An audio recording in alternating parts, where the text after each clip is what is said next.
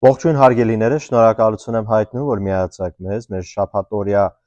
Աստվածաշունչի սերտողությանը։ Այս շաբաթ մենք ուսումնասիրելու ենք նամակ Հռոմեացիներին, 3-րդ գլուխը 19-ից 31 համարները։ Այս շաբաթվա սերտողությունը անվանել ենք շնորհով ոչ թե գործերով, թե չէ կառաջանա հպարտանալու հնարավորությունը մարդու համար։ Եկեք մի պահ մեր գլուխները խոնարհենք, անցնենք մեր սերտողությանը։ Տեր Աստված, մենք շնորհակալ ենք, որ այս հնարավորությունը ունենք։ Տեր Հիսուս, աղոթում ենք, որ մեզ օգնես, առաջնորդես այս սերտողության ժամանակ, Տեր Աստված, ես աղոթում եմ մեր բոլոր ունկնդիրների եւ դիտողների համար, աղոթում եմ նրանց առատորեն օրհնես եւ օգնես, Տեր Աստված, որ քո խոսքը նրանց եւ մեզ բոլորիս, Տեր Աստված, աշակերտի, առաջնորդի եւ քո խոսքերով ապրենք մեր կյանքում, Տեր, լսող չլինենք միայն, այլ կատարողներ, աղոթում ենք Հիսուսի անունով, ամեն։ Հարգելիներս, ուրեմն մենք շարունակում ենք մեր ուսումնասիրությունը նամակ Հռոմեացիներին, նոր կտակարանից, եւ շարունակում ենք 3-րդ գլուխը։ Այս շաբաթ մենք կավարտենք ամբողջությամբ 3-րդ գլուխը եւ այսօր ունենք մի քանի կարևոր կետեր՝ օրենքի դերը եւ ընդհանրապես մենք այս շաբաթների ընթացքում խոսել ենք նամակ Եբրայեցիներից, օրենքի վերաբերյալ եւ նամակ Հռոմեացիներինն էլ նույնպես կենտրոնանում է նաեւ օրենքի վրա եւ բացատրում է թե օրենքը ինչ դեր է կատարում։ Երկրորդ կետը, որ ուսումնասիրելու ենք, այն է, որ փրկությունը ինչպես է տեղի ունենում, ում շնորհիվ է դա, ում միջոցով է դա եւ ինչու շնորհով, այլ ոչ թե գործերով։ Ուրեմն եկեք կարդանք 19-ից 20 համարը սկզբից ու անցնենք մեր մեկնաբանությանը։ Բայց գիտեք, որ ամեն բան, ինչ օրենքն ասում է նրանց, ովքեր օրենքի տակ են, որպեսզի ամեն բերան փակվի եւ ամբողջ աշխարհը Աստծու առաջ դատապարտելի լինի։ Քանի որ ոչ ոք նրա առաջ օրենքի գործերից չի արդարանա, որովհետև օրենքով է լինում մեղքի ճանաչումը։ Հարգելիներս, օրենքը ինչ դեր է կատարում։ Այստեղ բացատրում է Պողոս առաքյալը, որ օրենքի նպատակը որպես հայլի է։ Այս հայլի միջոցով ցույց է տալի մեր մեղքերը եւ բացահայտում է նրանք։ Ապացուցում է Տիրոջ նշաձողին, որ մենք չենք կարող դրան հասնել պարզապես։ Օրենքը թույլ չի տալիս, որ որևէ մեկը Աստծու դատաստանից փախնի։ Եթե կհիշեք, կամ խղճով, կամ օրենքով մեկը նույնն է, օրենքը մեր սրտում է գրված, հետևաբար փախուստ չկա։ Ուրեմն, այսինքն ինչ է տեղի ունենում։ Եթե հրեաներին տվեց օրենք, եբրայեցիներին, հավատքն էլ հրեական հավատքը, իհարկե, պարզաբանը, եթե տվեց նրանց օրենքը, հեթանոսներին էլ տվեց խիղճը։ Երկուսն էլ իհարկե խիղճ ունեն, բայց մեկին խիղճի հիման վրա է դատապարտում եւ դատում,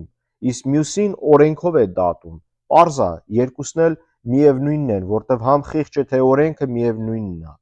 Այսինքն բացատրում է, որ սպանություն չի կարելի, պարզապես հորն ու մորդ պետք է մեծարես։ Այսինքն այս բոլոր կանոնները, որ 10 պատվիրանների մեջ գրված է, եւ բարոյականության բոլոր կանոնները Աստված մեր սրտում է դրել։ Եվ երբ որ մենք խախտում ենք որևիցե կանոն, այդ ժամանակ մեր խիղճը մեզ հանգիստ չի թողնում։ Այդ սովորեցինք անցյալ շաբաթներում։ Այսօր ուղղակի ասում է, թե հեթանոս, թե հրեա, ոչ մեկն էլ հնարավորություն չունեն պատճառաբանելու նրանց մեղավոր էությունը։ Օրենքը բոլորի բերանն է փակում։ Եվ օրենքը բոլորին ցույց է տալի, որ երբեք Աստծու նշաձողին չենք կարող հասնել։ Ու հիմա Պողոս առաքյալը մեզ պատրաստում է կարևոր գերագույն կետին, կարևոր այն կետին, որ իմանանք, թե Հիսուսի դերը եւ շնորհով փրկությունը ինչ կարևորություն ունի մեր համար։ Անցնենք 21 համարը։ 21 համարը գրած է, բայց հիմա Աստծո արդարությունը հայտնվել է օրենքից անկախ, օրենքի եւ մարգարեների կողմից վկայված լինելով։ Ուրեմն ամբողջ հին կտակարանի մեջ Հիսուսի մասին է գրված։ Օրինակ տամ ձեզ Եսայի մարգարեությունը 50-րդ գլուխ 3-ից 7 համարների մեջ, կարող եք դուք ինքներդ ուսումնասիրեք, կտեսնեք, որ ինչ է գրված Հիսուսի մասին, եւ ընդհանրապես մոտավորապես 400 մարգարեություններ կան Հիսուսի վերաբերյալ։ Այսինքն, սա ինչ է մեզ ասում։ Գրված է նախապես, թե Աստծու որդին, երկրորդ անձը Սուրբ Երրորդության, կգա այս աշխարհ, կմարմնանա, մեր մեղքերի համար նա կխաչվի, հարություն կառնի, կլինի նա վերջին զոհը եւ որպես մեր քահանայապետը կբարեխոսի մեզ երկնավոր հոր առջև եւ նրա կատարածով մեր մեղքերը մեկ ընդմիշտ մաքրվում է, բայց մաքրվում են մարդու համար իհարկե ով կընդունի նրան եւ Հռոմեացիներ 10-րդ գլուխ 9-ից 10 համարների մեջ է գրած սրտով արդարանում ես հավատքով, իսկ բերանով էլ դավանում ես փրկության համար։ Եվ պետք է մենք հավատանք, որ Հիսուս Աստծո որդին է, պետք է հավատանք մենք Հայր որդի Սուրբ Հոգի, եւ պետք է հավատանք, որ Հիսուսն ինչ արեց խաչի վրա մեր համար, մեր մեղքերի թողության համար նա կատարեց։ Ուրեմն դա է կարևոր կետը։ Իսկ եթե մենք անցնենք 22-ից 23 համարները, տեսնենք ինչ է ասում, այսինքն Աստծո արդարությունը, որ Հիսուս Քրիստոսի հանդեպ հավատի միջոցով է բոլոր հավատացողների համար, որովհետև խտրություն չկա, որովհետև բոլորը մեղանչեցին ու զրկվեցին Աստծու փառքից։ Ուրեմն Աստծու համար որևիցե խտրականություն, աչառություն չկա։ Բոլոր հավատացողները Հիսուսով են արդարանում, արդարացված եւ դա կատարվում է միայն հավատով։ Այստեղ եւս մի օրինակ կա, որ գործերով փրկված չենք։ Աստծու համար բոլորն են մեղավոր եւ բոլորն էլ չեն հասնելու Աստծու չափանիշին, ինչպես որ մի քիչ առաջ ասացինք, հետեւաբար միայն շնորհով կարող ենք փրկվել, ոչ այլ ուրիշ ձևով։ Նաեւ սա վերահաստատում է Հռոմեացիների 3-րդ գլուխը 10-րդ համարը, որտեղ գրված է, ինչպես որ գրված է, չկա արդար եւ ոչ մեկը։ Ուրեմն ոչ մեկ չի կարող հպարտանալ, որևիցե մեկը չի կարող ասել, որ ես ուրիշից ավելի լավն եմ, եւ որևիցե մեկը չի կարող ասել Աստված ով է, մեզանով մենք ինքներս արեցինք։ Անցնենք 24 համարին։ Ձրի փրկություն հասկացողությունը։ Կարդանք ինչ է գրված։ Նրա շնորհով ձրի են արդարացվում այն փրկության միջոցով, որ Հիսուս Քրիստոսով է։ Հարգելիներս, ես ուզում եմ մի հատ ձրի հասկացողության մասին խոսեմ եւ ճիշտ հասկացողությունը ներկայացնեմ կամ ճիշտ պատկերացում ունենանք։ Հիսուսին հավատալով ենք փրկված, դա առաջի հերթին։ Երբ վերստին ծնվենք, այս գաղափարը Հիսուս բացատրեց, որովհետև հոգով նորից պետք է ծնվենք մենք, լինենք նոր մարդը Հիսուսով, դա է նշանակում։ Նոր ստեղծագործություն ենք համարվում, բայց նվերը թեև ձրի է,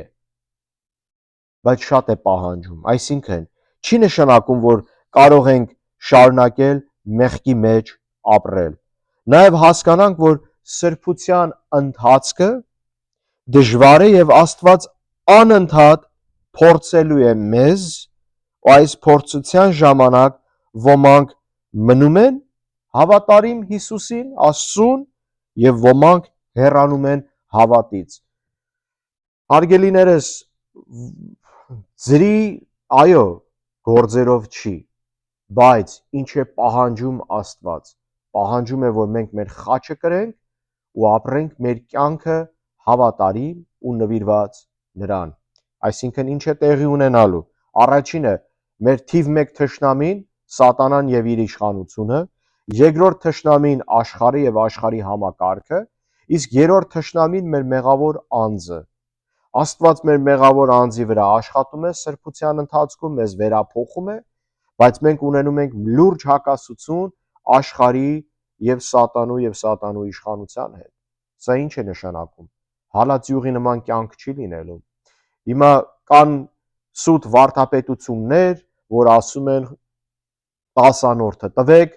բարգավաճման այս գաղափարախոսությունը եւ ձեր կյանքը հիանալի կլինի, Աստված ուզում է բոլորին օրհնել եւ տալով եկեղեցուն դուք էլ նույնպես կօրհնվեք ու լեփլեցուն, այսպես ասած, կյանքի եւ հրաշալի կյանք կունենաք։ Ասեմ ձեզ, որ Տիրոջ օրհնանքները մենակ փողով իհարկե չի սահմանափակվում, դրամը ուղղակի գործիք է, որ օգտագործվում է եւ դրամով ամեն ինչ չի վերջանում։ Երբ որ ունենում ես նվիրվածություն, այսինքն երբ որ նվիրված ես Տիրոջը, ունենում ես հավատարմություն նրա նկատմամբ ու պարտականություն, որ ընտանիքի մեջ զավակներին եւ մեր միջավայրում մենք աղն ու լույսը լինենք, ինչպես որ Տերը մեզ կամենում է որ լինենք։ Այդ դեպքում օրհնանքը ո՞րն է, որ ունենանք հավատարիմ եւ պարկեշտ զավակներ, Տիրոջը նվիրված զավակներ, ինչպես որ մենք ուսումնասիրում ենք առակների գրքում, զավակներ, որ ծնողին երջանկություն կբերեն, ոչ թե տրտմանք, եւ իհարկե օրհնանք ենք մենք լինում ուրիշներին։ Հիմա դա չի նշանակում, որ մեր կյանքը շատ հեշտ է լինելու։ Աշխարհի մեջ ենք, աշխարհի մեջ մենք կունենանք դժվարություն, աշխարհի մեջ մենք կունենանք հալածանք, աշխարհի մեջ մենք կունենանք փորձություն, բայց ձրին նշանակում է, որ գործերով չի, գնելով չի, արարքներով չի, հավատալով է, որ մենք հավատում ենք մեր սրտում ու դրանով էլ մենք արդարացվում։ Սա եմ ուզում ես շեշտեմ, որ բոլորիս համար շատ հասկանալի լինի։ Անցնենք հիմա 25-ից 26 համարները Հիսուսի արյամբ ենք արդարացված եւ միտք այս կետի շուրջ ավարտում է առաքյալը, այսինքն հասկանանք, թե ինչ է նշանակում սա։ Աստված նրան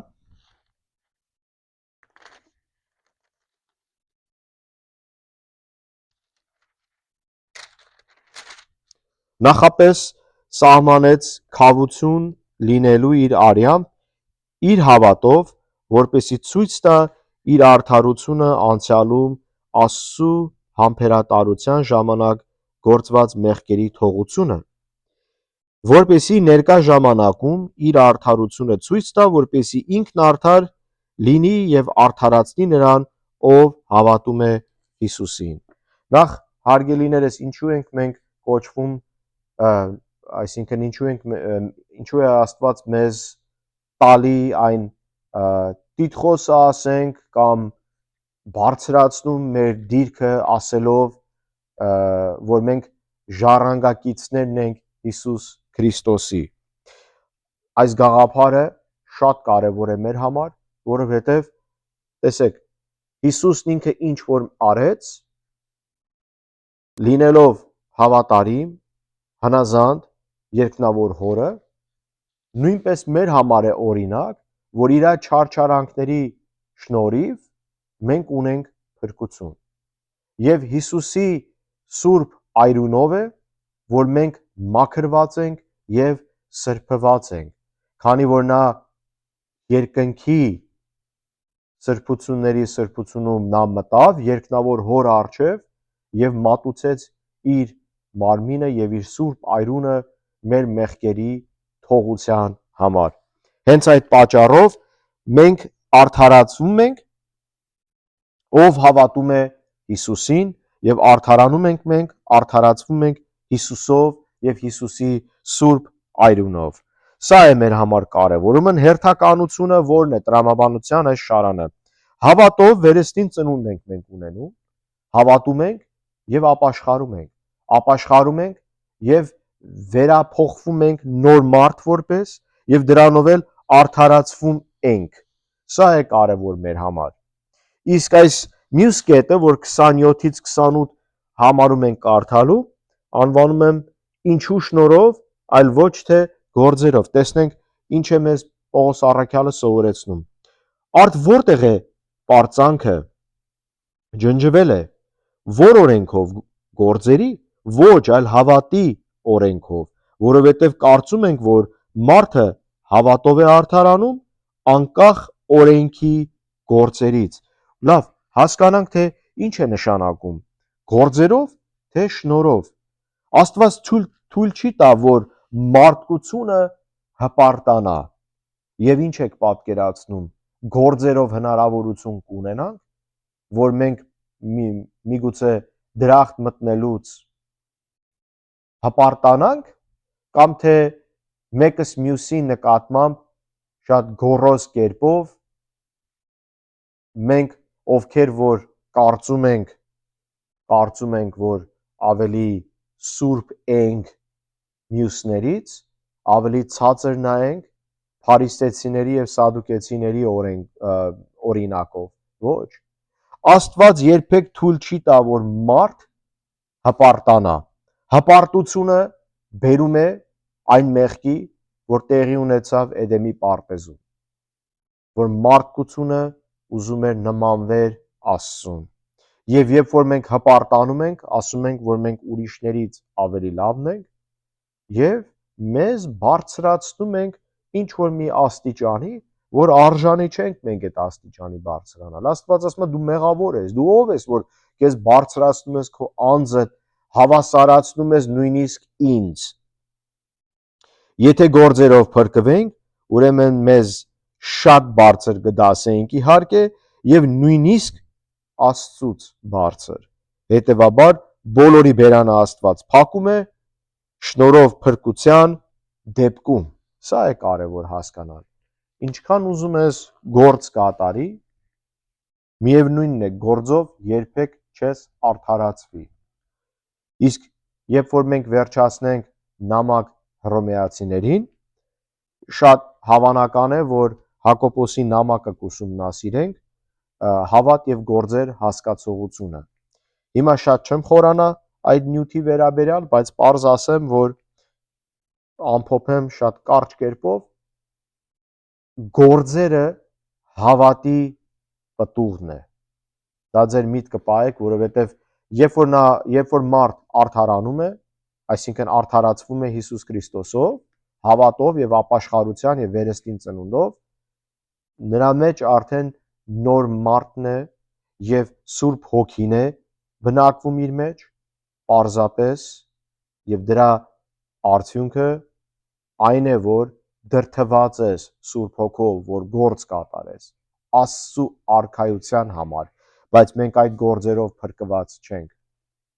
Դա ուզում եմ բացատրեմ, որ շատ հստակ լինի մեր համար։ Ուրեմն անցնենք մեր մյուս կետը 29-ից 31 համարները, կարդանք. Միթե Աստված միայն հրեաներինն է եւ ոչ թե հեթանոսներինը։ Այո, հեթանոսներինն էլ է, որովհետեւ մեկ է Աստված, որ արդարացնում է հավատով թլփատվածներին, ինչպես նաեւ չթլփատվածներին, նույն հավատի միջոցով։ Արդ միթե օրենքը ջնջում ենք հավատի միջոցով, քավ լիցի, այլ հաստատում ենք օրենքը։ Ուրեմն ուսումնասիրենք, տեսնենք առաքյալը մեզ ինչ է բացատրում։ Բոլորս ենք կանչված ու փրկությունը միայն հրեաների համար չի, այլևս ու բոլորի նույն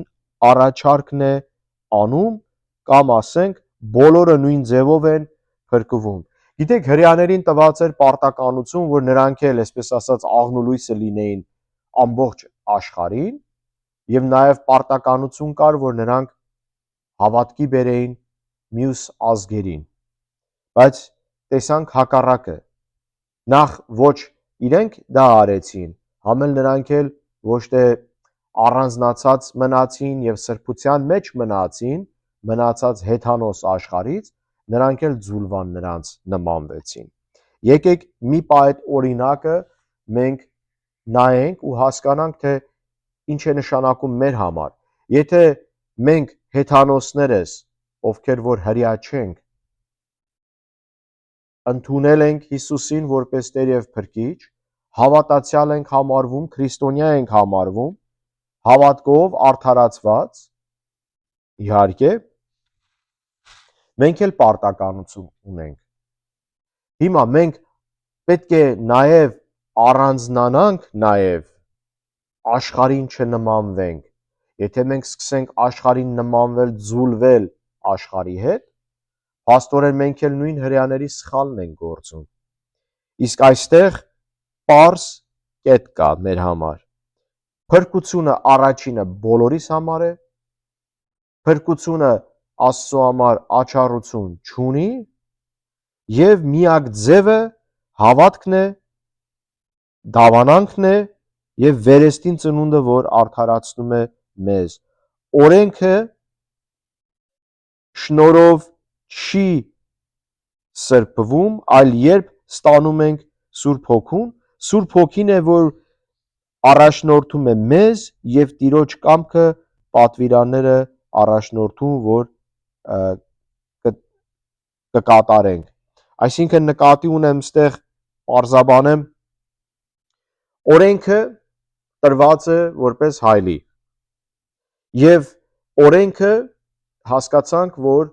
նաև հեթանոսների մեջ խղճի ձևով իրականացվում էր։ Այս պահին ինչ է ուզում մեզ առաքյալն ասի, որ օրենքը չի ջնջվում։ Օրենքը արդեն, երբ որ մենք ընդունում ենք Հիսուս Քրիստոսին, Սուրբ Հոգին է մեր մեջ։ Եվ քանի որ Սուրբ Հոգին է մեր մեջ, Սուրբ Հոգին է մեզ առաջնորդում, որ կատարենք բոլոր այն պատվիրանները, բոլոր այն կետերը եւ իհարկե ամփոփեմ մի խոսքով, երկու խոսքով, երկու բառով Տիրոջ կամքը։ Եվ երբ որ մենք Տիրոջ կամքն ենք կատարում, ուրեմն օրենքը իհարկե դեպքում չի ջնջվում, այլ օրենքը շարունակվում է Սուրբ Հոգու գործով մեր մեջ։ Հույսով եմ, որ հասկանալի էր սա, այս վերջի կետը, որտեվ նաև Պողոս առաքյալն ուզում է ասել, եւ ինչպես որ Հիսուսն է ասում է, ես չեմ եկել հինը ջնջեմ, այլ ինքը եկել է, որ լրացնի։ Եվ եթե ինքը եկել է, որ լրացնի, ուրեմն մեր համար շատ կարևոր է, որ մենք հասկանանք, թե երբ Հիսուսին մենք ընդունում ենք, ինչ է նաև լինում, ստանում ենք Սուրբ Հոգին։ Երբ որ մենք ստանում ենք Սուրբ Հոգին, ուրեմն Սուրբ Հոգին է մեր մեջ գործում։ Սուրբ Հոգին է մեզ դատապարտում, Սուրբ Հոգին է մեզ դաստիարակում, Սուրբ Հոգին է անում ամեն ինչը եւ մեզ, այսպես ասած, մեր սանձերը քաշելով թույլ չի տալի, որ Աստծո կամքից դուրս գնանք։ Կարող է 1-2 ինչ որ սխալներ գործենք, բայց անպայման Սուրբ Հոգին մեզ կդատապարտի, կքննադատի եւ պարզապես մեզ կբերի այն աստիճանի, որ հասկանանք մեր մեղքը եւ նորից ետ կվերադառնանք Աստծո ճշմարիտ ճանապարհի վրա։ Եթե խայթը Սուրբ Հոգու չես զգում, ուրեմն կասկածելի է, թե իսկապես փրկված ես դու, որովհետեւ Սուրբ Հոգին բոլորիս կյանքում մեծ դեր է կատարում, առաջնորդելով մեզ։ Իսկ երբ որ մենք չենք լսում Սուրբ Հոգու ձայնը, չենք առաջնորդվում Սուրբ Հոգով եւ այդ խիղճը չենք զգում, խղճի խայթը, այսպես ասած, որը Սուրբ Հոգին է, որ գործում է մեր մեջ, ուզում է մեզ ապաշխարության բերել, մեղքերի թողության բերել, ներողության բերել, զղջելու, այսինքն եթե մենք չենք զղջում մեր արածների վրա, մեղքերի համար, այսինքն կատարած մեղքերի համար, ուրեմն մեզ լուրջ մտածելու տեղ է տալի, թե իսկապես մենք փրկված ենք։ Ուրեմն հարգելիներս, ինչ ունենք մենք անելու եւ ինչպես կարող ենք կիրառենք այս բոլոր խոսքերը։ Առաջի հերթին հասկանանք, թե օրենքը, նորից եմ կենտրոնանում, որպեսզի սահմանափակենք այս սերտողությունը։ Օրենքը հայլի է, ցույց է տալի մեր մեղքը, ցույց է տալի մեր մեջի աղբը եւ ցույց է տալի մեզ, ապացուցում է, այսինքն, որ մենք երբեք Աստծո կատարելությանը երբեք չենք հասնի։ Երկրորդ հերթին, շնորհով ոչ թե գործերով, որպեսզի մենք չհպարտանանք, իսկ երրորդ կետը, այսինքն հավատքը, փրկությունը բոլորին է տրված եւ օրենքը չի վերանում, այսպես ասած, այլ ուղղակի Հիսուսով մենք լրացնում ենք այդ, այսինքն ինքը Հիսուս լրացնում է օրենքը եւ իր միջոցով փրկություն ստանալու պես ունենում ենք Սուրբ Հոգին եւ Սուրբ Հոգին է, որ մեզ առաջնորդում է եւ օրենքը գրվում է մեր սրտում, շատ գեղեցիկ բան է,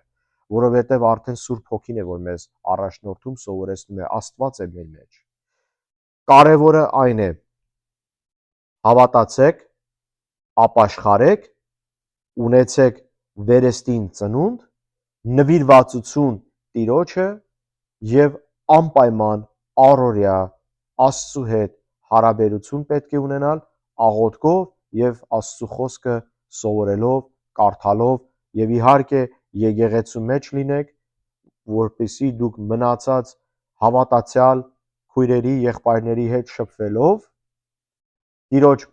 մարմնի մեջ լինելով Հիսուս Քրիստոսի, որպեսզի